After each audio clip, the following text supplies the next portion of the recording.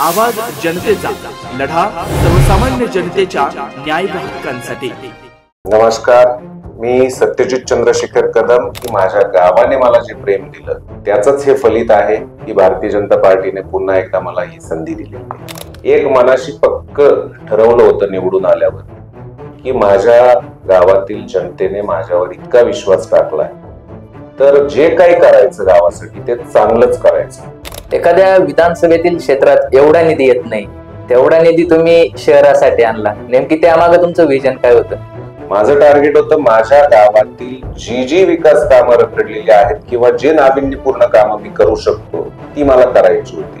त्यासाठी निधी किती लागतो याचं गणित मी कधीच बघितलं। देवळाली गावात असलेल्या जे काही ओढे आहेत त्यातले 50% पेक्षा जास्त ओढ्यांचं खोलीकरण रुंदीकरण आम्ही केलं आणि मला असं वाटतं, म्हणजे सांगायला मला अभिमान वाटतो, मी चॅलेंजली सांगू शकतो की कमीत कमी 2.25 TMC पाणी हे नुसतं त्याच्या बकेटमध्ये बसतं। माझ्याकडे मुबलक प्रमाणात पाणी माझ्या शेतीसाठी उपलब्ध आहे। हा जो आनंद एखाद्या शेतकऱ्याच्या चेहऱ्यावर दिसतो तो बघण्यातला आनंद हा खूप वेगळा आहे। त्यामुळे ते पोलीस स्टेशनचा जो काही प्रश्न आहे तो अजूनपर्यंत मार्गी लागला नव्हता। आदरणीय मुख्यमंत्री देवेंद्रजी फडणवीस यांच्या माध्यमातून त्याची मंजुरी मिळालेली आहे। मला सांगायला अभिमान वाटतो की यापूर्वी मी 5 वर्ष नगराध्यक्ष असताना आम्ही 5 वर्ष पारितोषिक घेतलं। अगदी राज्य लेवलला नाही तर देश पातळीवरही देवळाली प्रवरा नगर परिषदेला बक्षीस मिळालं। सर नमस्कार। नमस्कार, मी सत्यजित चंद्रशेखर कदम। भारतीय जनता पार्टीने मला पुन्हा एकदा निवडणूक लढण्याची संधी दिलेली आहे, या निमित्ताने मी आपल्या समोर येत आहे। तुम्ही नगराध्यक्ष पदासाठी उभे आहात, काय वाटतं, कशी आव्हाने? नगराध्यक्ष पदासाठी उभा आहे। खरं तर एक विचार केला तर 2016च्या निवडणुकीत मी प्रभागामधून नगरसेवक पदासाठी तयारी करत होतो। योगायोगाने त्यावेळेला लोकनियुक्त नगराध्यक्ष पदाची संधी मला मिळाली आणि त्या निवडणुकीत माझ्या गावाने मला भरघोस प्रेम दिलं। माझ्या बरोबर माझ्या 18 पैकी 16 सहकाऱ्यांना निवडून दिलं आणि हे सगळं झाल्यानंतर 5 वर्ष जे काही मला काम करण्याची संधी मिळाली त्यामध्ये मला असं वाटतं की आतापर्यंतच्या काळात कोणत्याही पंचवार्षिक मध्ये जेवढी कामं झाली नाहीत तेवढी कामं मी माझ्या या कार्यकाळात करू शकलो। आणि आत्ताच्या निवडणुकीबाबत सांगायचं झालं तर खरं तर मागच्या वेळेला जनरल जागा निघाली होती, त्यामुळे असं अपेक्षित होतं की यावेळी महिलांचं आरक्षण या ठिकाणी निघेल, परंतु योगायोगाने पुन्हा एकदा ती जागा जनरलला आली आणि माझं काम मागच्या 5 वर्षांचं आणि गावासाठी असलेलं विजन या सगळ्याचा विचार करता भारतीय जनता पार्टीने पुन्हा एकदा मला संधी दिली।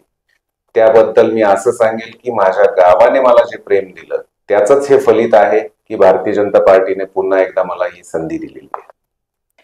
काय वाटतं, निवडणूक सोपी की अवघड आहे?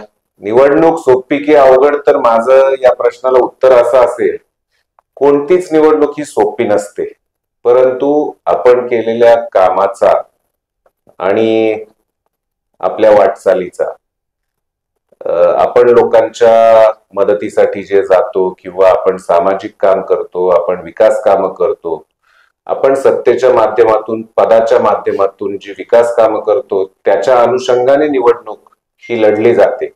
त्यामुळे मला एक कॉन्फिडन्स वाटतो की कदाचित ही निवडणूक एकतर्फीच आहे की काय, ही माझ्या मनात अगदी शंका मांडण्यापेक्षा मला पक्की खात्री आहे। माझ्या गावावर, माझ्या सगळ्या लोकांवर माझा हा विश्वास आहे की माझी लोक मला प्रचंड बहुमताने निवडून देतील। आता तुमच्या सर्वसामान्य जनतेसोबत सुद्धा गाठीभेटी चालू आहेत, कसा एकंदरीत प्रतिसाद कसा वाटतो तुम्हाला?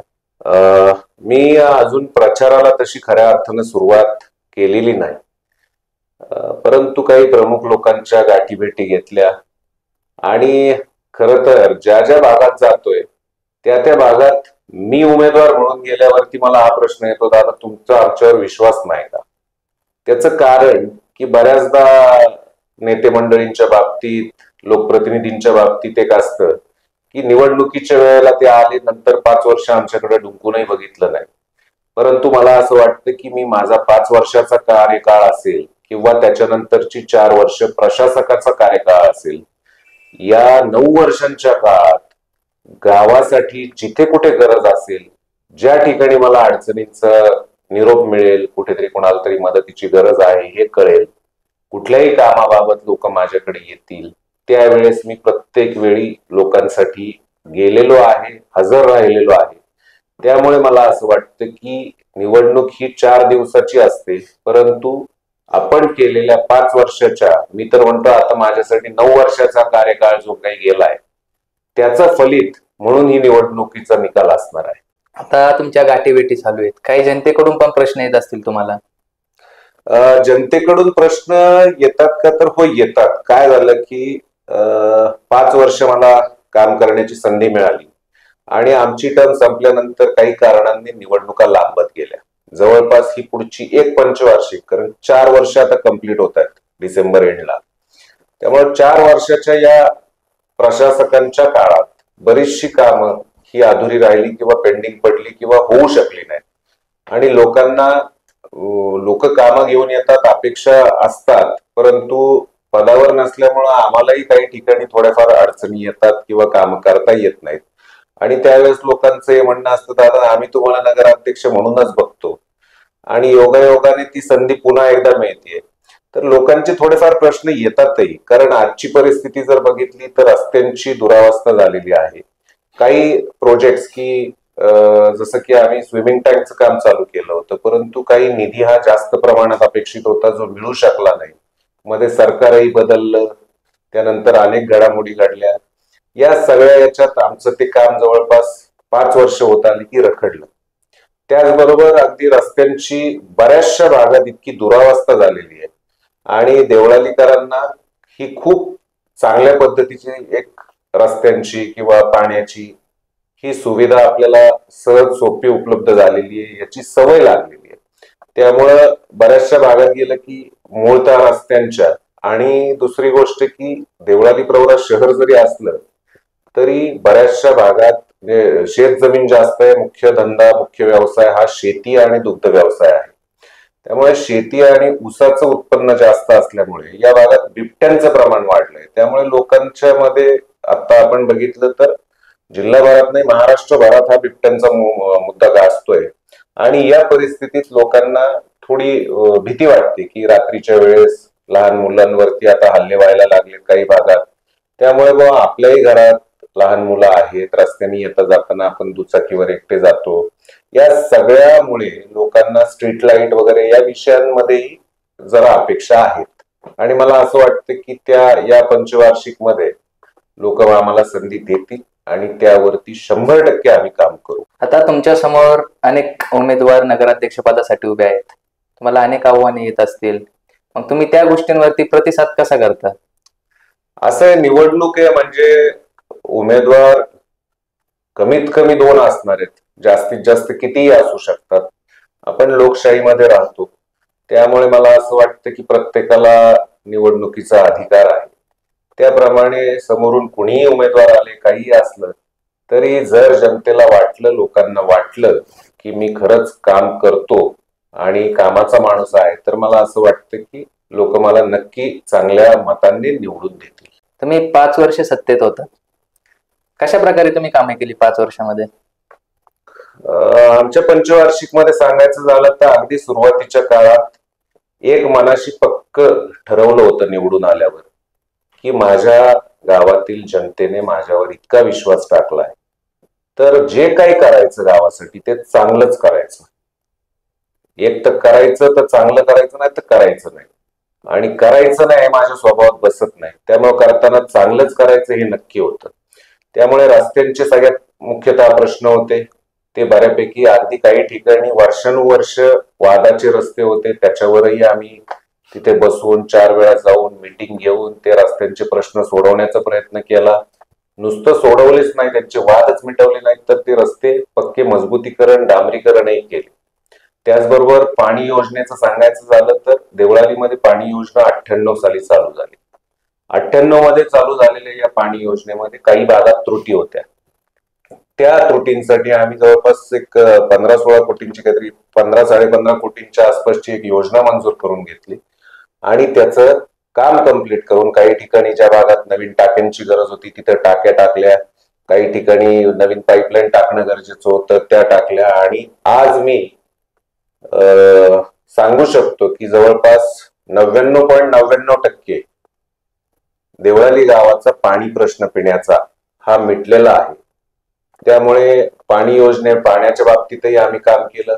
त्याचबरोबर देवळाली प्रवरा नगर परिषद ही क वर्ग नगर परिषद आहे, त्या मानाने पालिकेचं उत्पन्न कमी आहे. त्यामुळे जे लाईट बिलांवरती खर्च होणारा पैसा आहे त्याच्यासाठी आम्ही सौर ऊर्जेचा वापर करायचा ठरवला. आणि देवळाली गावातल्या जवळपास पालिका असेल, मग पालिकेचे वेगवेगळे वाचनालय किंवा बाकीचे बिल्डिंग्स असतील, या ठिकाणी सौर ऊर्जेचे प्रकल्प छोटे छोटे उभे करून अगदी स्ट्रीट लाईट पासून ते पालिकेच्या बिल्डिंग्स पासून या सगळ्याचा लाईटच्या बिलांचा खर्च हा कमी करण्याचा आम्ही प्रयत्न केला. हे काम कसं आहे की हे एकदा केलं तर हे वर्षानुवर्ष चालत राहणारं काम आहे, त्यामुळे आम्ही त्याच्यावरती लक्ष दिलं. अगदी शैक्षणिक बाबतीत सांगायचं झालं तर देवळाली प्रवरा हे शहर असं आहे की साधारणतः 2011ची लोकसंख्या 30,000 होती. राहुरी कारखाना त्यावेळेस सुस्थितीत होता. राहुरी कारखाना बंद पडला, तो अडचणीत आला, त्यामुळे आर्थिक दृष्ट्या देवळाली थोडी कमजोर व्हायला लागली. आणि इथून शिक्षण घेणारी जी काही मुलं होती त्यांना पुढे स्पर्धा परीक्षांसाठी चांगली संधी मिळावी यासाठी आम्ही आमच्या वाचनालयाची व्यवस्था बदलली. आम्ही अत्याधुनिक वाचनालय तिथे उभं केलं. आणि त्याच माध्यमातून जे विद्यार्थी स्पर्धा परीक्षांची तयारी करतात त्यांच्यासाठी कुठलंही पुस्तक पाहिजे असेल तर अर्ज केल्यावर 30 दिवसाच्या आत ते पुस्तक त्या लायब्ररीत उपलब्ध झालं पाहिजे, अशी व्यवस्था आम्ही लावून दिली. असे अनेक काम आम्हाला सांगता येतील. एखाद्या विधानसभेतील क्षेत्रात एवढा निधी येत नाही, तेवढा निधी तुम्ही शहरासाठी आणला, नेमकी त्यामागे तुमचं विजन काय होतं? एखाद्या विधानसभेत येत नाही एवढा निधी गावात आणायचं हे माझं टार्गेटच नव्हतं. माझं टार्गेट होतं माझ्या गावातील जी विकास कामं रखडलेली आहेत किंवा जे नाविन्यपूर्ण कामं मी करू शकतो ती मला करायची होती. त्यासाठी निधी किती लागतो याचं गणित मी कधीच बघितलं नाही. फक्त एकच मनाशी जे ठरवलं होतं, जे करायचं ते चांगलं करायचं. त्या अनुषंगाने काम करताना मला असं वाटतं की तो निधी जो काही मिळत गेला तो कदाचित एखाद्या विधानसभा क्षेत्रापेक्षा जास्तीचा झाला.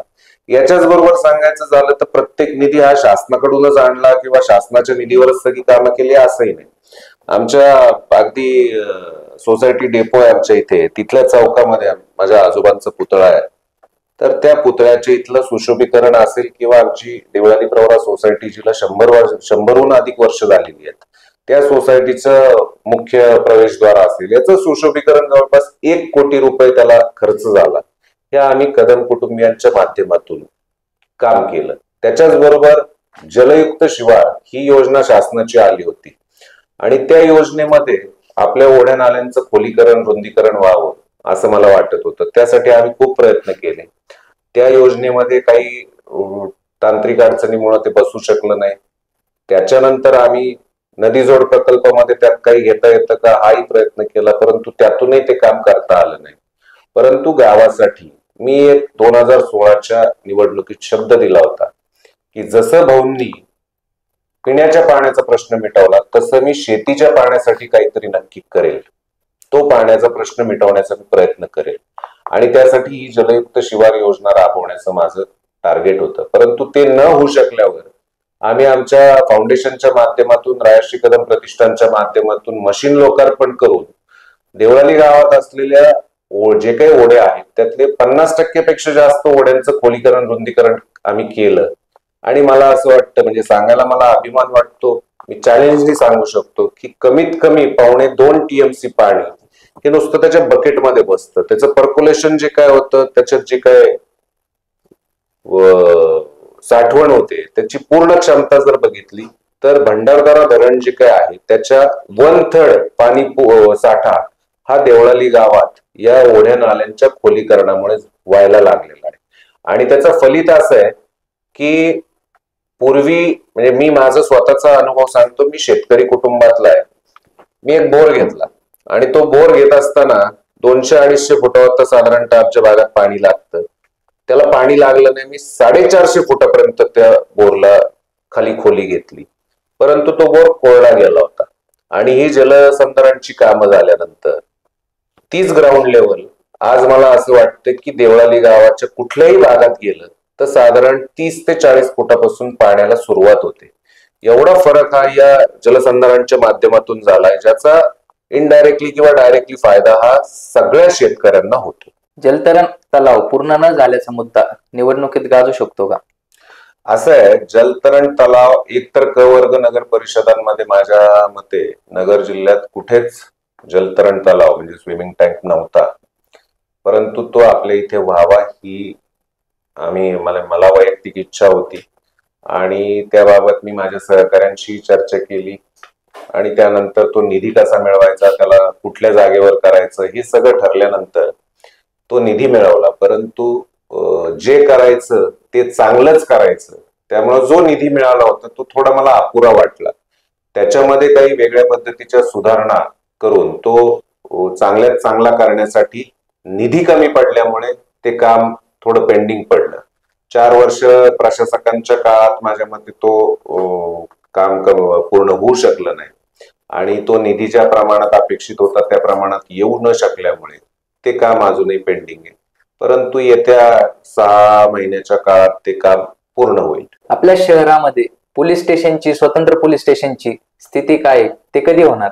देवळाली प्रवरा शहरामध्ये स्वतंत्र पोलीस स्टेशन व्हावं हे खूप वर्षांपासूनचा पेंडिंग प्रश्न आहे, ज्याच्या बाबत आतापर्यंतच्या अनेक गृहमंत्र्यांशी बोलणंही झालं, वेळोवेळी त्याचा पाठपुरावाही केला, परंतु काही ना काही कारणामुळे ते पेंडिंग पडत होतं.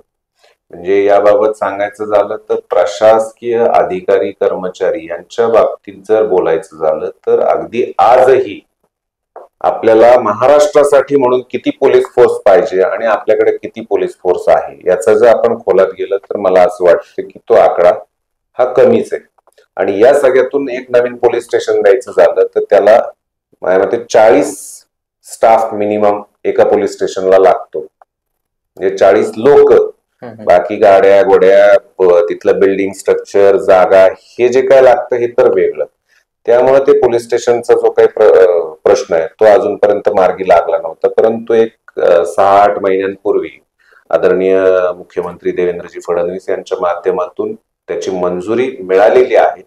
फक्त त्याचा फॉलोअप घेतला जात नाहीये, कारण की अगदी टेक्निकल कारण सांगायचं झालं तर कदाचित कुठल्याही पदावर नसताना तिथं जाऊन 4 वेळा एखादी गोष्ट बोलणं हे शक्य होत नाही.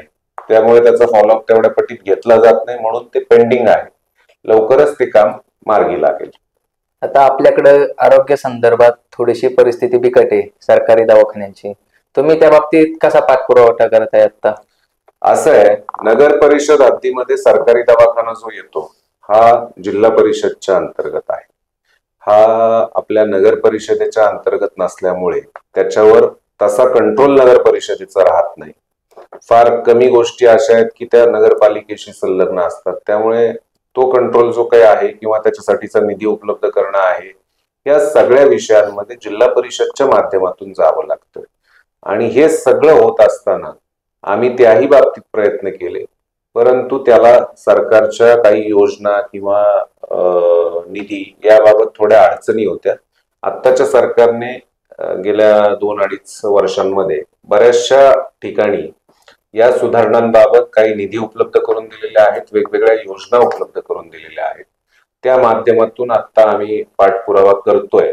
आतापर्यंत 2-3 वेळा त्याबाबत बोलणं झालंय आणि मला असं वाटतं की त्याही सुविधा देवळाली प्रवरामध्ये येत्या 1.5 वर्षात ते 2 वर्षात मंजूर होऊन कंप्लीट होतील. तुम्ही सत्तेत असताना जलसंधारणची भरपूर कामं झालेली आहेत, त्याचा काही फायदा झालाय का? मी आपल्याला मागाशी सांगितलं की जलयुक्त शिवार ही योजना आम्हाला राबवायची होती.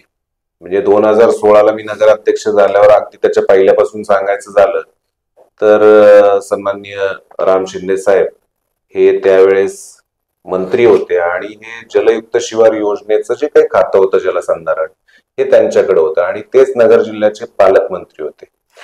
पालकमंत्री आपल्या एवढ्या जवळचे त्यांच्याकडे खातं आहे म्हणून आम्ही कदाचित त्यावेळेस खूप अपेक्षा ठेवल्या होत्या की जलयुक्त शिवार ही योजना आपल्याकडेही राबवता येईल. परंतु त्यातल्या तांत्रिक अडचणी होत्या. एक तर पहिली गोष्ट ती शहरी भागासाठी नव्हती, ती ग्रामीण भागासाठी होती. शिंदे साहेबांच्या माध्यमातून त्यांच्याशी बोलून चर्चा करून पाठपुरावा करून क वर्ग नगर परिषदांचा समावेश आम्ही त्यामध्ये करून घेतला. परंतु त्यानंतरही त्यामध्ये टेक्निकल अडचण अशी होती की जिथं 15% कमी इरिगेशन आहे, म्हणजे आपलं कॅनॉल व्यवस्था वगैरे जी आपण म्हणतो, ही 15% कमी अशाच भागामध्ये त्या योजना लागू केल्या गेल्या होत्या. आणि देवळालीचा परिसर असा आहे की भंडारदरा आणि मुळा या दोन्ही धरणाच्या पाणी या आपल्या देवळाली हद्दीत येतं. त्यामुळे जवळपास 80% जास्त क्षेत्र हे कॅनॉल आणि याच्या माध्यमातून ओलिताखाली आहे. त्यामुळे ती योजना राबवू शकलो नाही. मग त्यातून आम्ही नदीजोड प्रकल्पासाठी प्रयत्न केले, तेही नाही होऊ शकलं. त्याच्यानंतर आम्ही आमच्या फाउंडेशन आणि राष्ट्रीय कदम प्रतिष्ठानच्या माध्यमातून या कामाची सुरुवात केली. त्याला आम्ही मशिनरी जी काय होती ती राष्ट्रीय कदम प्रतिष्ठानच्या माध्यमातून दिली आणि ते लोकांच्या सहभागातून ते काम व्हावं, जेणेकरून लोकांना त्याची जाणीव राहावी आणि लोकांना त्याचा फायदा आपल्यालाच घ्यायचा आहे हे मनात असावं, म्हणून आम्ही त्याची सुरुवात केली. आणि जवळपास देवळालीमध्ये असलेले निम्म्यापेक्षा जास्त ओढे नाले याचं खोलीकरण, रुंदीकरण आम्ही केलं. आणि हे सगळं केल्यानंतर म्हणजे मी काहीतरी बोलण्यापेक्षा आपण जर कुठल्याही शेतकऱ्याशी हे चर्चा केली किंवा कुठल्याही शेतकऱ्याचा अगदी बाजार तळावर जर हा विषय निघाला तर याचं एक उदाहरण मी आपल्याला सांगू शकतो. म्हणजे शेतकरी वर्गातून त्याबाबत खूप उत्स्फूर्त प्रतिसाद आणि उत्स्फूर्त चांगल्या प्रतिक्रिया आहेत. म्हणजे यावर्षी तर काही विहिरी पडल्या आणि शेतकऱ्यांचं म्हणणं असं आलं की कोणी विहीर पडली म्हणून नाराज नाही झाला, तर त्यांनी हे बोलून दाखवलं की दादा आमची विहीर पडली, पण पूर्वी विहिरीला कधी पाण्याची सवयच नव्हती, आता ती इतकं पाणी व्हायला लागले की आता विहीर पडली. तो त्याच्यातूनही विहीर पडली हे शेतकऱ्याचं जे दुःख आहे ना, त्या दुःखापेक्षा माझ्याकडे मुबलक प्रमाणात पाणी माझ्या शेतीसाठी उपलब्ध आहे हा जो आनंद एखाद्या शेतकऱ्याच्या चेहऱ्यावर दिसतो, तो बघण्यातला आनंद हा खूप वेगळा आहे. त्यामुळे मला असं वाटतं की याचा नक्कीच फायदा झालेला आहे. तुमच्या माध्यमातून स्वच्छतेचा मुद्दा कायम चर्चेत असतो. आता भूमिगत गटारी या योजनेचा आपल्याकडे परिस्थिती काय आहे सध्या? नाही, स्वच्छतेचा मुद्दा आणि भूमिगत गटारी या दोन वेगवेगळ्या गोष्टी आहेत असं मी म्हणतो. याचं कारण स्वच्छता ही दैनंदिन स्वच्छता जी येते की देवळाली प्रवरा नगर परिषदेच्या माध्यमातून घंटागाडी प्रत्येक ठिकाणी जाते आणि कचरा संकलन होतो. देवळाली गाव जवळपास 60% जास्त गाव हे वाड्या वस्त्यांवर विखुरलेलं आहे. त्या भागामध्ये घंटागाडी चालू करणं किंवा आठवड्यातून एकदा तरी त्या भागातलं कचरा संकलन होणं हे आम्हाला अपेक्षित होतं. त्यावर आम्ही प्रयोग करून त्या गोष्टी चालूही केल्या, परंतु त्या अपेक्षे एवढ्या सक्सेस होऊ शकल्या नाहीत. आणि ते सगळं करत असताना काही निधीची कमतरता या 4 वर्षांमध्ये आल्यामुळे मला सांगायला अभिमान वाटतो की यापूर्वी मी 5 वर्ष नगराध्यक्ष असताना आम्ही 5ही वर्ष पारितोषिक घेतलं. अगदी राज्य लेवलला नाही तर देश पातळीवरही देवळाली प्रवरा नगर परिषदेला बक्षीस मिळालं. परंतु आत्ताच्या परिस्थितीत काही निधीच्या कमतरतेमुळे म्हणा किंवा काय, त्या स्वच्छतेकडे थोडं दुर्लक्ष झालेलं आहे हे मी मान्य करेल. यात नक्की आम्ही सुधारणा करू. आणि राहिला विषय भूमिगत गटार योजनेचा, तर अंडरग्राउंड ड्रेनेज याचा फायदा काय किंवा काय नाही, तर ओपन नाल्या ज्यावेळेस असतात त्यावेळेस ते सगळं सांडपाणी हे त्या नाल्यांमधून वाहत असतं. तिथे कुठे ना कुठे नाल्या खराब होतात आणि त्यात ते पाणी साठून तिथं डासांचं प्रमाण वाढतं किंवा काय, तर हे सगळं जे रोगराई पसरण्याचं मूळ कारण आहे तिथे डास. आणि हे डास होऊ नयेत म्हणून जी 4-5 वेळा फवारणी करूनही काही वेळेला असं होतं की डास कंट्रोलमध्ये येत नाहीत. डेंग्यू सारखे, मलेरिया सारखे आजार होतात. या सगळ्यावरती बेस्ट सोल्युशन म्हणजे मला असं वाटतं की ही अंडरग्राउंड ड्रेनेज किंवा भूमिगत गटारी योजना जी आहे ही याच्यावर कार्यान्वित होणं हे एक चांगलं सोल्युशन आहे. आणि याचा फायदा दुसरा असा आहे, अंडरग्राउंड ओपन नाल्या ज्यावेळेस असतात त्यावेळेस जे सांडपाणी वाहतं त्याचं पर्क्युलेशन जे काय होतं ते आपल्या जमिनी किंवा आपल्या विहिरी, बोर याचं पाणी खराब होत चालतं. आणि ज्यावेळेस आपण अंडरग्राउंड ड्रेनेज मधून हे सगळं पाण्याला ट्रीटमेंट करून सोडतो त्यावेळेस ते मला असं वाटतं की शेतीसाठीही ते पाणी वापरलेलं चांगलं असेल किंवा वापरता येतं, वापरणे योग्य होतं. त्यामुळे त्याचा फायदा हा नक्कीच होणार आहे. वाढीव पाणी पुरवठा योजनेबाबत काय सांगाल तुम्ही? 2016ला आमची निवडणुकीनंतर ज्यावेळेस आम्ही निवडून आलो आणि काम करण्याची संधी मिळाली, त्यावेळेस देवळाली गावातल्या काही भागामध्ये पाण्याची अडचण ही होती, हे मान्यच करतो मी. परंतु त्यामध्ये एक 15 कोटींच्या आसपासची काहीतरी योजना आम्ही मंजूर करून घेतली. काही ठिकाणी पाण्याच्या टाक्या बांधणं गरजेचं होतं, त्या टाक्या बांधल्या. काही ठिकाणी पाण्याच्या लाईन्स टाकणं गरजेचं होतं, त्या टाकल्या.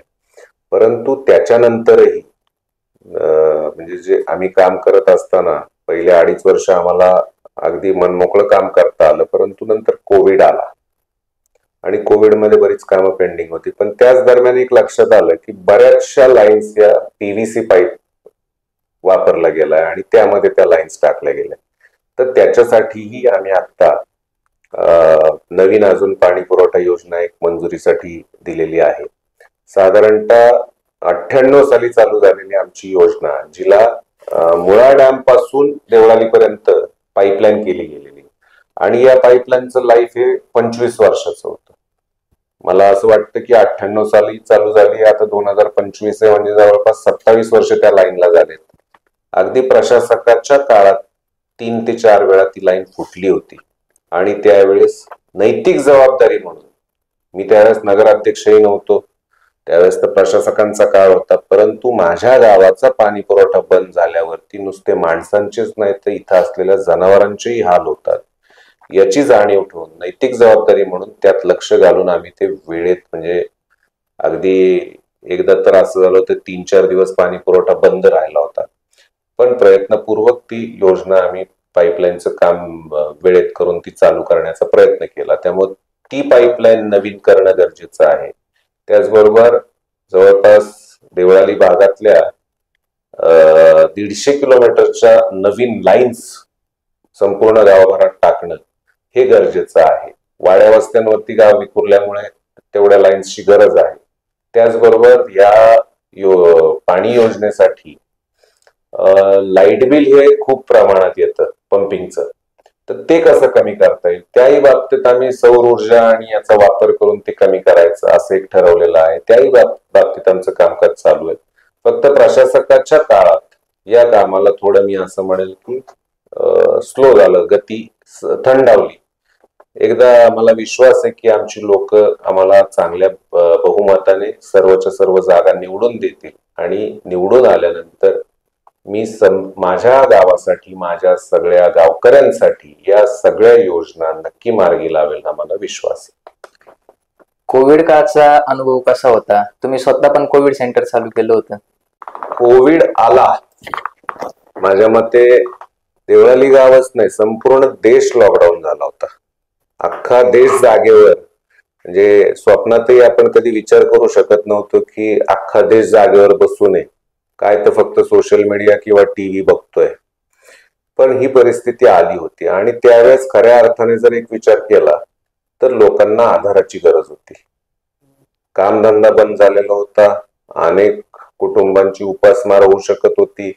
आपलं गाव, आपलं घर हे सांभाळणं गरजेचं होतं आणि त्या काळामध्ये मला असं वाटतं की माझ्या देवळाली गावामध्ये मी, माझ्या सहकाऱ्यांनी आणि सर्वसामान्य नागरिकातून आमचे अनेक सहकारी मित्र पुढे आले, सामाजिक संस्था पुढे आल्या, अगदी माजी सैनिक संघटना ही आमच्या बरोबर कार्यरत झाली आणि देवळाली गाव सुरक्षित ठेवण्यासाठी आम्ही अगदी एकूण एक रस्त्याला चौकी, जवळपास 46 चौक्या आम्ही त्यावेळेस उभ्या केल्या आणि 24 तास त्या ठिकाणी त्याच भागातल्या आमचे जे काही स्वयंसेवक म्हणून लोक पुढे आले, आमचे सहकारी पुढे आले, त्यांच्यावरती जबाबदाऱ्या देऊन अगदी 6-6, 8-8 तासाच्या ड्युट्या जसं लावतो आपण एखाद्या कर्मचाऱ्यांची ड्युटी लावतो, तशी स्वयंस्फूर्तीने स्वतः जबाबदारीने लोकांनी ती, आमच्या सहकाऱ्यांनी, मित्रांनी,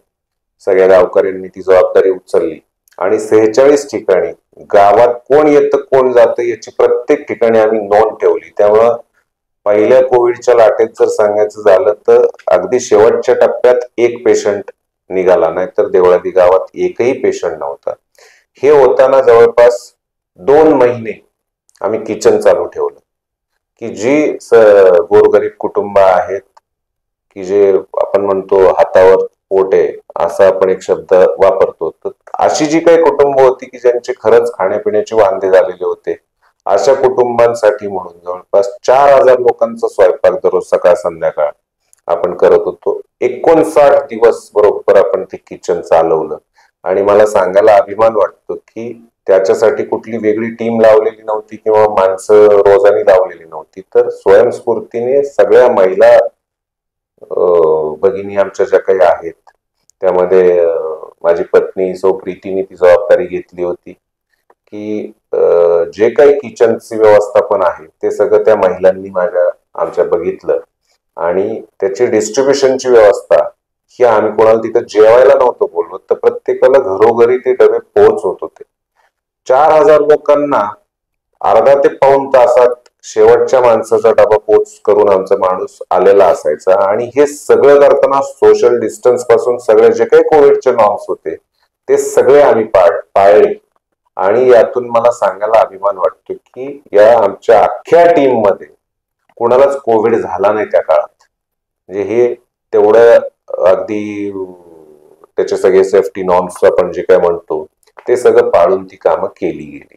त्याचबरोबर आम्ही जवळपास 5,000 ते 7,000 कुटुंबांना देवळाली गावात आणि अगदी 20-25 हजार कुटुंबांना तालुक्याभरात काही किराणा सामानाचं वाटप केलं. ते किराणा सामान वाटप करायला ते काही खूप मोठं किराणा सामान आम्ही दिलं असं नव्हतं, परंतु मीठ मिरची जे आपण म्हणतो बोलीभाषेत, तर तेल, मीठ, मिरची, साखर, जे काही दैनंदिन गरजेच्या काही वस्तू आहेत अशा वस्तू हे दिल्या गेल्या. आणि ते देण्यामागचा उद्देश एकच होता की या वस्तू की आम्ही तुमच्यासाठी आहोत, कुठं काही वाटलं तर आम्हाला संपर्क करा. त्याच्याबरोबर आम्ही काही नियमावली किंवा सेफ्टी नॉर्म्स हे लिहून दिले होते की तो प्रत्येक कागद प्रत्येकापर्यंत पोहोचावा आणि त्याच्या प्रकारे ते प्रिकॉशन घेतले जावे, काळजी घेतली जावी, यासाठीचा आम्ही तो प्रयोग केला होता. हे सगळं होत असताना राहुरी तालुक्यामध्ये कुठेच कोविड सेंटर नव्हतं. त्यावेळेस मी तत्कालीन जिल्हाधिकाऱ्यांशी बोललो. राजेंद्रजी भोसले साहेब त्यावेळेस होते. भोसले साहेबांशी बोललो. त्यांना म्हटलं, साहेब देवळालीमध्ये कोविड सेंटर करायचा विषय चाललाय. त्यांनी DHOशी वगैरे संपर्क करून दिला. आपले साईदीप हॉस्पिटलचे मुख्य म्हणजे दीपक हॉस्पिटल जे नगरला होतं, डॉक्टर दीपक, तर त्यांच्याशी दीपक सरांशी मी जाऊन बोललो. म्हणजे त्याचा तर अगदी मजेदार किस्सा झाला की DHO आणि हे ज्यावेळी देवळालीत आले, तहसीलदार साहेब होते, मी त्यांना जागा दाखवली. आमची अंडर कन्स्ट्रक्शन बिल्डिंग होती पालिकेची, जिचं काम अर्धवट अवस्थेत होतं. आणि तिथं आम्ही कोविड सेंटर उभं करतोय. आणि 7 दिवसात ते कोविड सेंटर, मी तारीख सांगितली, 17 तारीख होती, त्या दिवशी आमचं चर्चा झाली, 25 तारखेला आम्ही त्याचं ओपनिंग करतोय. म्हणजे तहसीलदार साहेब माझ्याकडे बघून हसायला लागले की त्यांनाही वाटलं नव्हतं एवढं फास्ट काम होईल. अगदी मी अभिमानाने सांगू शकतो की 30 बेडचं ऑक्सिजन सेटअप असलेलं डेडिकेटेड कोविड सेंटर, DCHC. त्यावेळेस कोविड सेंटरचे वेगवेगळे प्रकार होते की फक्त क्वारंटाईन होणं किंवा ट्रीटमेंट होणं किंवा त्याच्या पुढच्या ट्रीटमेंट होणं. व्हेंटिलेटर नाही म्हणणार, परंतु काय बायपॅप का काहीतरी म्हणतात त्याला, मला मेडिकल टर्म्स एक्झॅक्टली नाही सांगता येणार. परंतु त्याचीही व्यवस्था आम्ही आमच्या देवळालीच्या कोविड सेंटरला केली होती. एक केस अशी झाली की 24 कोर, त्यावेळेस कोर असायच्या, 25 हा सगळ्यात हायर साईडला होता. 24 कोर असलेली 108 किलो वजन असलेल्या एक महिला पेशंट की ज्या हेवी डायबेटिक होत्या, येताना त्यांना मी स्वतः होतो, आम्ही उचलून आत नेलं होतं अँब्युलन्स मधून. आणि 13व्या दिवशी त्या पूर्णपणे बऱ्या होऊन इथून गेल्या. अगदी 93 का 97 हजार रुपये त्यांचं सगळं बिल झालं. परंतु आम्ही ती काय मोफत सुविधा कुठलीच दिलेली नव्हती, त्याला अल्प दरात उपलब्ध करून दिली होती. परंतु मला सांगायला अभिमान वाटतो की देवळालीतलेच नाही तर अगदी राहुरी तालुक्यातले नाही तर जिल्ह्यातले आणि अगदी ठाण्या मुंबई पर्यंतचे काही पेशंट हे देवळालीला ऍडमिट झाले आणि पूर्णपणे बरे होऊन गेले. सुदैवानं आमच्या कोविड सेंटरला शेकडो पेशंट बरे होऊन गेले, ज्यामध्ये एकाचाही मृत्यू झालेला नाही. काही प्रमाणामध्ये रस्त्यांची दुरावस्था झालेली आहे. त्याबाबत काही सुधारण्यासाठी काही प्रयत्न चालू आहेत का आता? असं आहे, माझ्या म्हणजे कोणतंही काम करताना ते करायचं तर चांगलंच करायचं हे जे मनाशी ठरवलंय. त्यामुळे माझ्या गावात काही गोष्टी ज्या काही सुधारणा करायची हे करत असताना गावठाण परिसर असेल किंवा राहुरी फॅक्टरीवरती असलेल्या अनेक गुरुकुल वसाहत असेल, आदिनाथ वसाहत असेल, समर्थनगर वसाहत असेल, मुळा कॉलनी असेल किंवा वृंदावन कॉलनी असेल, मसे कॉलनी असेल, अशा अनेक भाग मला सांगता येतील. अगदी अंबिका नगर वगैरे हेही भाग सांगता येतील. कारखानाचा हा विषय असा आहे की कारखान्याच्या अंतर्गत येणारा तो भाग आहे, परंतु तिथल्याही काही सुधारणा याच्यापूर्वी आम्ही तिथे कामं केली आहेत. स्वच्छतेच्या बाबतीत असतील किंवा अगदी पाण्याच्या बाबतीत असतील, त्याही लोकांना, कारण ते आमचे शहरवासी आहेत त्यामुळे त्यांनाही मदत व्हावी या दृष्टीने आम्ही प्रयत्न केलेलेच असतील. परंतु या सगळ्या परिसराचा विकास करताना रस्त्यांच्या बाबतीत विशेषतः मी सांगितलं ते सगळे जर भाग घेतले तर गावठाण हद्दीत येणारे रस्ते हे पूर्णतः कॉन्क्रिटीकरण करणं गरजेचं आहे आणि ते केले पाहिजेत. एक त्यातलंच उदाहरण सांगायचं झालं तर आदिनाथ वसाहत ही सगळ्यात जुनी वसाहत राहुरी फॅक्टरीवरची, तशी म्हणजे एनए प्लॉट वगैरे जी काय कन्सेप्ट सुरुवातीला आली त्यातला खूप सुधारित असा हा भाग. आणि त्या ठिकाणी रस्त्यांची कामं वर्षानुवर्ष होत गेल्यावर पूर्वीचे जे बंगले होते किंवा घरं होती त्याची हाईट रस्त्यापासून 2-2.5 फूट वरती होती. तर आता असं झालंय की रस्ता 2 फूट वरती गेला आणि घरं 1-1.5 फूट 2 फूट खाली आलेली आहेत. त्यामुळे रस्त्यावरचं पाणी घरांमध्ये यायला लागलं. मग या ज्या अडचणी आहेत याच्यावरती कसा मार्ग काढायचा, तर तिथला रस्ता पूर्णतः काढून तो 2-2.5 फुटांनी खाली गेला पाहिजे आणि तरच त्याचा उपयोग तिथल्या लोकांना, रहिवाशांना होणार आहे. त्यामुळे कदाचित ते काम मागच्या 5 वर्षात आमच्याकडून राहून गेलं. परंतु हे सगळं सुधारणा करताना तिथं कशा पद्धतीने काम केलं पाहिजे, काय केलं पाहिजे याचे कदाचित आम्ही प्लॅनिंगला सुरुवातही केलेली. काही करून ठेवलेलं होतं ते पुढे जाऊ शकलं नाही. काही गोष्टी तयार आहेत, काही गोष्टी तयार करायच्यात आणि हे सगळं करून वाड्या वस्त्यांवरचे जे रस्ते आहेत त्याची कॅपॅसिटी ग्रामीण भागात किंवा शहरी भागात नगर परिषदांच्या सारख्या ठिकाणी कुठलाही रस्ता बनवताना त्याची कॅपॅसिटी थोडी कमी पकडली जाते. 20 टन 30 टन याच्यावरती कॅपॅसिटी पकडली जात नाही.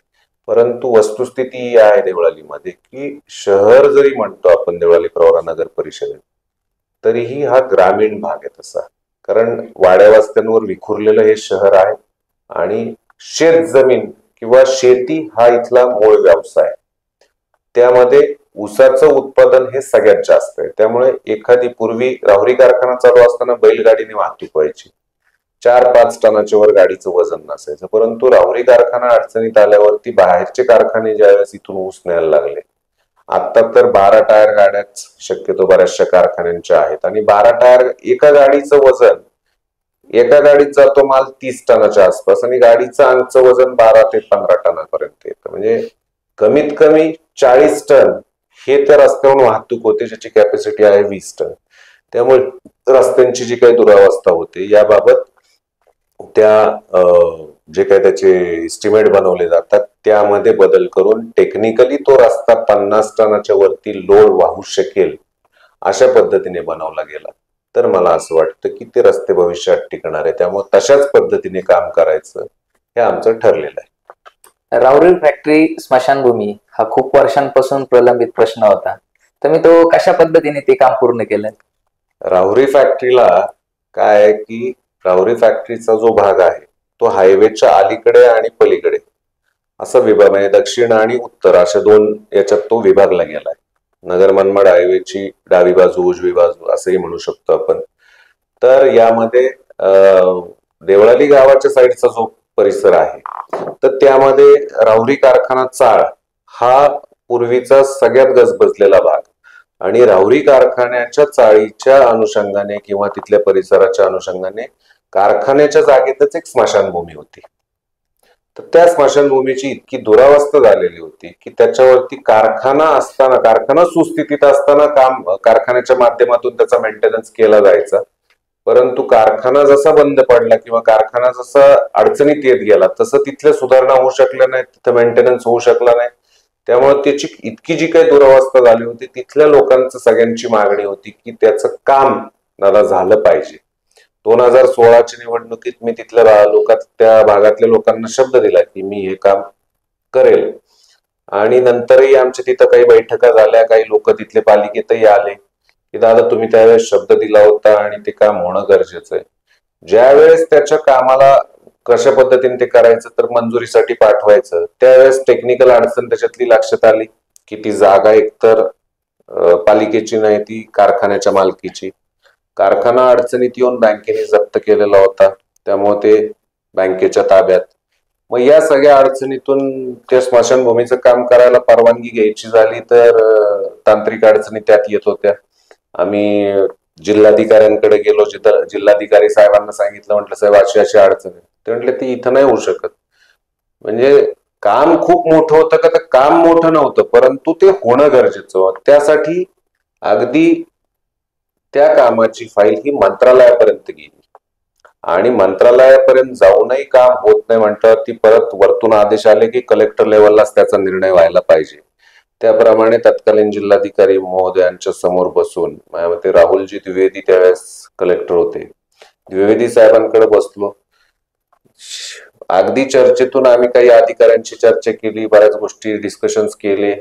मग टेक्निकल सल्ला झाल्यानंतर त्यात वकिली सल्ला पण घेतला गेला की कायद्यात कसं बसवायचं. त्यासाठी कायद्याच्या वकिलांचे सल्ले ज्यावेळेस आम्ही घेतले त्यावेळेस त्यातून मार्ग निघण्यासाठी एक असं झालं की कोणत्याही समाजाची स्मशानभूमी ही तिथल्या स्थानिक स्वराज्य संस्थेच्या अंतर्गत असावी, असा एक नियम आहे. आणि त्या नियमाचा आधार घेत माननीय जिल्हाधिकारी साहेबांनी आम्हाला त्यावेळेस खूप सहकार्य केलं आणि त्या पद्धतीने ते काम मंजूर करून एक खरंच सुस्थितीत आणण्याची किंवा चांगल्यात चांगलं काम करून ती स्मशानभूमी आम्ही डेव्हलप केली. म्हणजे खरं तर स्मशानभूमी हा भाग असा नक्कीच नाहीये की त्याचं लोकार्पण वगैरे व्हावं, परंतु तिथल्या लोकांच्या इच्छेखातर त्याचं लोकार्पणही आम्ही केलं. शहराला इको फ्रेंडली करण्यासाठी तुम्ही सौर ऊर्जेचा मोठ्या प्रमाणात उपयोग केला. तुम्हाला ही कल्पना कशी सुचली? देवळाली नगर परिषदेचं वार्षिक उत्पन्न जर बघितलं तर ते कमी होतं आणि येणारं लाईट बिल हे भरपूर प्रमाणात असायचं. मग त्याला काय करता येईल तर त्यावेळेसही आदरणीय देवेंद्रजी फडणवीस साहेब हे मुख्यमंत्री होते आणि नाविन्यपूर्ण काहीतरी काम करणं किंवा त्या अनुषंगाने विचार करणं हे त्यांच्याही विचारांमध्ये होतं. त्याचबरोबर बावनकुळे साहेब त्यावेळेस ऊर्जा मंत्री होते. बावनकुळे साहेबांचे माझेही संबंध चांगले होते. तर सौर ऊर्जे किंवा याचा वापर हा जास्तीत जास्त करावा असं आपल्या देशाच्या पंतप्रधानांनी त्यावेळेस आवाहन केलं होतं. माझ्या मते त्यावेळेस टीव्हीला वगैरे बऱ्याच ऍड चालायच्या. बरोबर. तर सहजच कुठेतरी सोशल मीडियावरती ते क्लिक झालं आणि लक्षात आलं की अरे हे आपल्याला जे लाईट बिल येत आहेत ही कशी कमी करता येतील.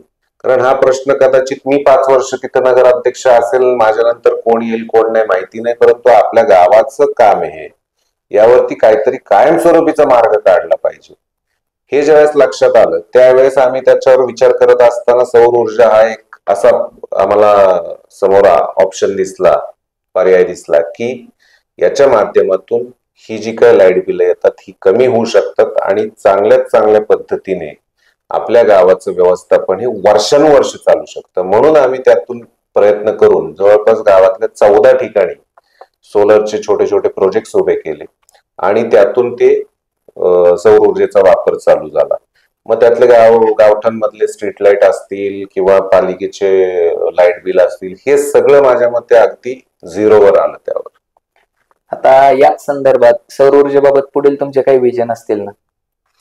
सौर ऊर्जेच्या बाबतीत मी मगाशी सांगितलं की आम्ही सौर ऊर्जेच्या बाबतीत मी असा विचार करतोय की जी काही वाढीव पाणी पुरवठा योजना आम्ही घेतोय त्यामध्ये सौर ऊर्जेला प्राधान्य देत मुळा डॅम वरती जे काही पंपिंग स्टेशन आपण उभं करतो किंवा आत्ताही आहे त्याच्यात जी काही सुधारणा करायची तिथे सोलर प्रोजेक्ट एक उभा करायचा, ज्याच्या माध्यमातून जे काही महिन्याकाठी येणारं आमचं लाईट बिल आहे पालिकेचं पाणी योजनेवरचं हे शून्यापर्यंत जावं, जेणेकरून त्याचा फायदा हा होईल की जर पाणी पुरवठा योजना ही पालिकेने स्वतःच्या खर्चाने चालवावी, येणाऱ्या उत्पन्नातून चालवावी, असा जर काही कधी विषय पुढच्या भविष्य काळात घडला तर मला असं वाटतं की त्या सौर ऊर्जेचा वापर करून ते लाईट बिल झिरो झालं तर आमच्या जे काही वॉटर सप्लायची आमची म्हणजे पाणी पुरवठ्याचे जे काही कॉस्टिंग येत आहे किंवा आजचे जो काही खर्च येतोय तो मला असं वाटतं अगदी 10-20% येईल.